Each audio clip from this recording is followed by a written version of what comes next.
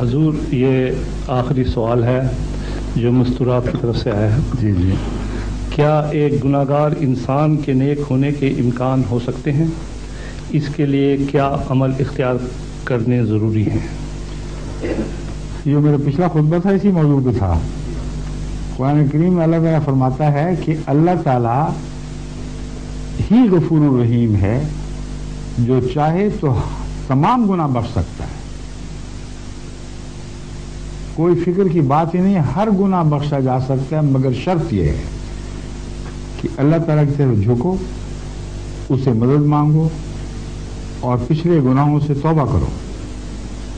اگر یہ شرط پوری ہو جائے تو اللہ تعالیٰ قادر مطلق ہے، وہ مالک ہے، وہ سارے گناہ بخش سکتا ہے، نئی زندگی عطا کر سکتا ہے.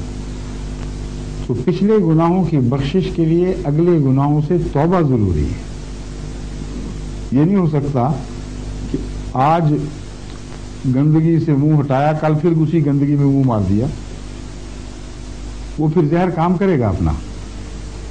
بس توبہ کے بعد اللہ تعالیٰ سے مدد مانگنے کا حکم ہے کہ خدا تعالیٰ سچی توبہ پر قائم رہنے کی توفیق عطا فرمائے. مگر پچھلے گناہوں کا پھر کوئی فکر نہیں ہے. رسول اللہ صلی اللہ علیہ وسلم پہاڑ کے برابر بھی اگر گناہ ہو اللہ تعالیٰ معاف فرما سکتا ہے، اگر بندے کے دل میں پاک تبدیلی ہو اور سچے دل سے وہ خدا کے حضور جھک جائے. شرط یہ ہے کہ موت سے پہلے پہلے یہ واقعہ ہو. موت آ کھڑی ہو سر پر، پھر کوئی توفہ نہیں. ٹھیک ہے.